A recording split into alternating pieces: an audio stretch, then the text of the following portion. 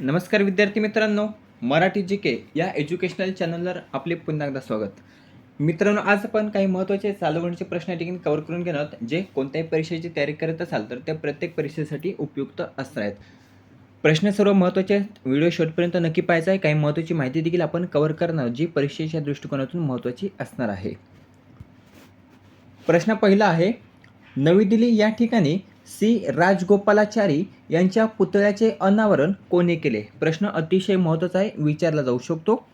तर नवी दिल्ली या ठिकाणी सी राजगोपालाचारी यांच्या पुतळ्याचे अनावरण हे भारताचे राष्ट्रपती पर्याय द्रौपदी मुर्मू कितवे आहेत? 15व्या हे लक्षात ठेवायचं आहे. तर 15व्या भारताच्या राष्ट्रपती द्रौपदी मुर्मू यांनी नवी दिल्ली या ठिकाणी सी राजगोपालाचारी यांच्या पुतळ्याचे अनावरण केले. आता नवी दिल्ली येथे कोठे? तर राष्ट्रपती भवन, नवी दिल्लीतील राष्ट्रपती भवन या ठिकाणी राजगोपालाचारी यांच्या पुतळ्याचे अनावरण हे द्रौपदी मुर्मू यांच्यातर्फे करण्यात आले. सी राजगोपालाचारी जर आपण पाहिले तर ते स्वतंत्र भारताचे पहिले आणि एकमेव भारतीय गव्हर्नर होते. लक्षात ठेवायचं, यावर प्रश्न भरपूर विचारण्यात आलेला आहे, स्टार मार्कून ठेवायचा आहे. तर स्वतंत्र भारताचे पहिले गव्हर्नर जनरल कोण होते? तर सी राजगोपालाचारी होते. आणि भारताचे एकमेव गव्हर्नर जनरल कोण होते? तर ते होते बघा सी राजगोपालाचारी. दोन्ही लक्षात ठेवायचे आहेत. पुन्हा एकदा सांगतो, स्वतंत्र भारताचे पहिले आणि एकमेव भारतीय गव्हर्नर जनरल जर आपण पाहिले तर ते सी राजगोपालाचारी होते. प्रश्न दुसरा आहे, नरेंद्र मोदींनी उद्घाटन केलेले देशातील सर्वात वेगवान मेट्रो सेवा कोणती? प्रश्न हा देखील महत्त्वाचा, याला देखील स्टार मार्क करून ठेवायचा आहे. तर भारताचे पंतप्रधान नरेंद्र मोदींनी उद्घाटन केलेली देशातील सर्वात वेगवान मेट्रो सेवा जर आपण पाहिली तर पर्याय ब, मेरठ मेट्रो. मेरठ मेट्रो ही आपल्या भारतातील बघा सर्वात वेगवान मेट्रो सेवा ठरली असून त्याचं उद्घाटन हे नरेंद्र मोदी यांच्या हस्ते करण्यात आले. एकूण जर आपण लांबी पाहिली किती किमी, तर बघा 23 किलोमीटर एवढं लांब आहे. किती? 23 किलोमीटर. वेग जर आपण पाहिला तर 120 प्रति तास. किती? 120 प्रति तास एवढा त्याचा वेग असणार आहे. आणि हे जे काही 23 किलोमीटर अंतर असणार बघा, 23 किलोमीटर अंतर, तर हे जवळपास 30 मिनिटात कापण्यात येणार आहे. किती? 30 मिनिटामध्ये. यामध्ये एकूण किती स्थानके असणार आहेत? 13 स्थानके असणार आहेत. 13 स्थानके.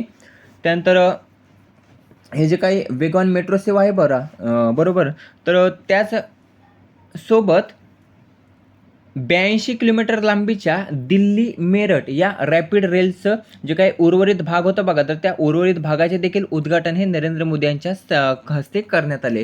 हे जे काही दिल्ली मेरठ रॅपिड रेलचं अंतर आहे तर ते 82 किलोमीटर एवढं अंतर असून ते जवळपास 55 मिनिटामध्ये बघा आता कापण्यात येणार आहे.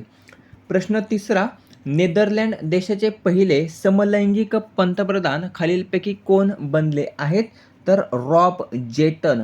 रॉब जेटन हे नेदरलँड देशाचे पहिले समलैंगिक पंतप्रधान बनलेले आहेत. आता याला शपथ कोणी दिली? तर डच राजे विलेम अलेक्झांडर. हे डच राजे आहेत बघा, डच राजे. आणि या डच राजे विलेम अलेक्झांडर यांनी रॉब जेटन यांना शपथ दिली असून आता ते नेदरलँड देशाचे पहिले समलैंगिक पंतप्रधान बनलेले आहेत. किती वर्षीय आहेत? तर 38 वर्षीय आहेत.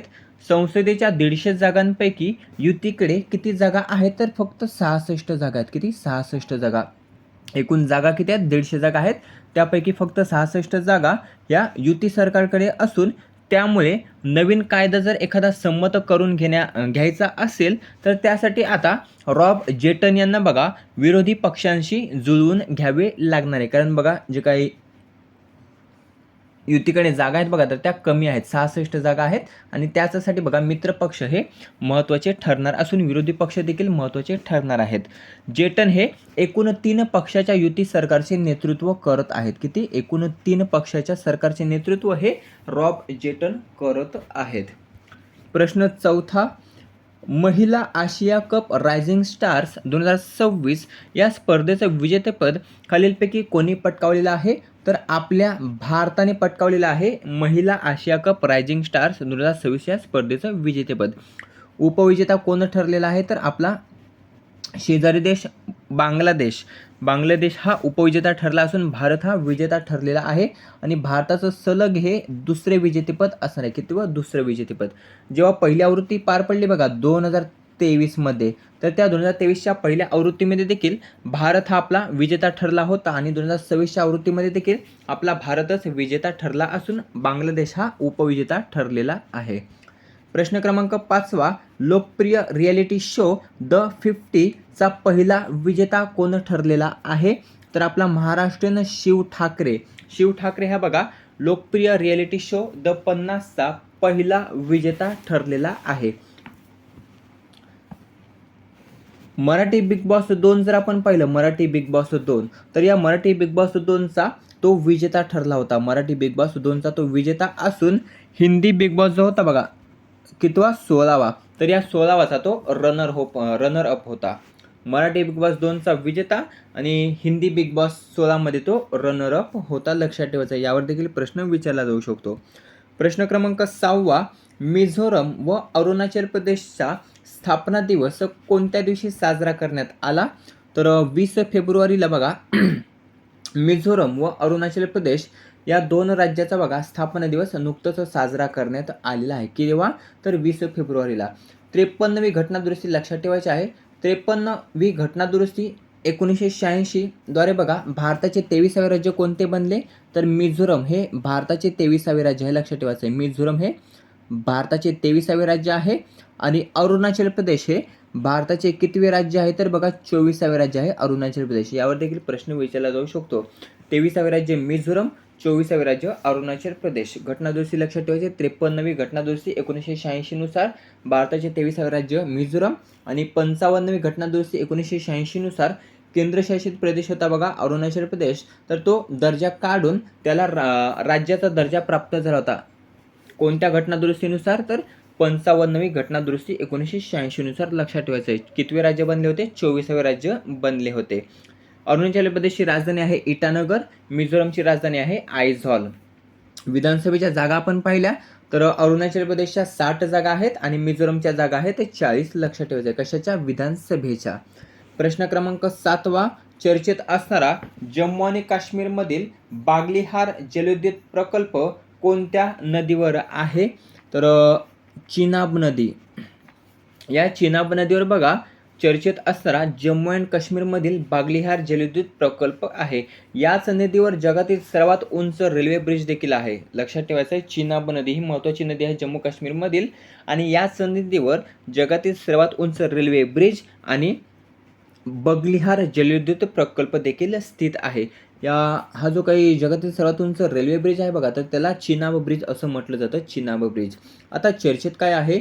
चर्चेत का आहे हे बागलिहार जलविद्युत प्रकल्प? तर त्याचं कारण असं, तर चिनाब खोऱ्यामध्ये पूर आल्यानंतर काय?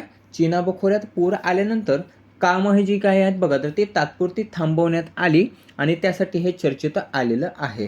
स्थान कुठे आहे? रामबन, जम्मू काश्मीर या ठिकाणी त्याचं स्थान आहे. प्रकार आपण पाहिला तर रन ऑफ द रिव्हर म्हणजेच नदी प्रवाहावर आधारित हे असते, नदी प्रवाहावर आधारित. एकूण स्थापित क्षमता किती आहे? 900 मेगावॅट आहे. पहिला टप्पा जर आपण पाहिला तर तो 450 मेगावॅटचा आणि दुसरा टप्पा असणार आहे 450 वॅटचा, एकूण 900 मेगावॅट.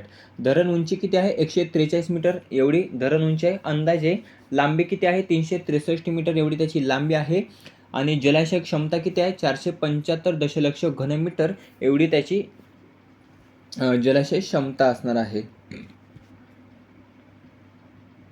चिनाब नदीवरील काही महत्त्वाची धरण आहेत बघा, सलाल, आलाल, डूल, बागलिहार. सलाल, आलाल, डूल, बागलिहार हे चिनाब नदीवरील काही महत्त्वाची धरणे आहेत. पुढील प्रश्न आहे 8वा, मायक्रोसॉफ्ट गेमिंगच्या कार्यकारी उपाध्यक्ष व CEO कोण बनल्या आहेत? तर आशा वर्मा. पर्याय क. आशा वर्मा ह्या भारतीय वंशाच्या बघा, भारतीय वंशाच्या आशा वर्मा ज्या मायक्रोसॉफ्ट गेमिंगच्या कार्यकारी उपाध्यक्ष व CEO बनलेल्या आहेत. भारतीय वंशाच्या अमेरिकन कार्यकारी उपाध्यक्ष व CEO आहेत त्या.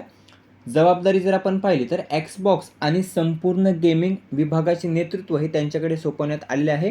2011मध्ये मायक्रोसॉफ्टमध्ये मार्केटिंग आणि उत्पादन भूमिकेमध्ये त्यांनी प्रवेश केला होता. यांनी जागा कोणाची घेतलेली आहे? तर फिल स्पेन्सर. फिल स्पेन्सर यांची जागा घेतलेली आहे आशा शर्मा यांनी. मित्रांनो, अशा प्रकारे काही महत्त्वाचे 8 चालू घडामोडींचे प्रश्न या ठिकाणी आपण कव्हर केलेले आहेत, जे आपण कोणत्याही परीक्षेची तयारी करत असाल तर त्या प्रत्येकासाठी ते उपयुक्त असणार आहेत. व्हिडिओ कसा वाटला कमेंट करून नक्की सांगा. व्हिडिओ आवडल्यास मित्रांसोबत जास्तीत जास्त शेअर करायचा आहे. भेटूया पुढील भागामध्ये. धन्यवाद.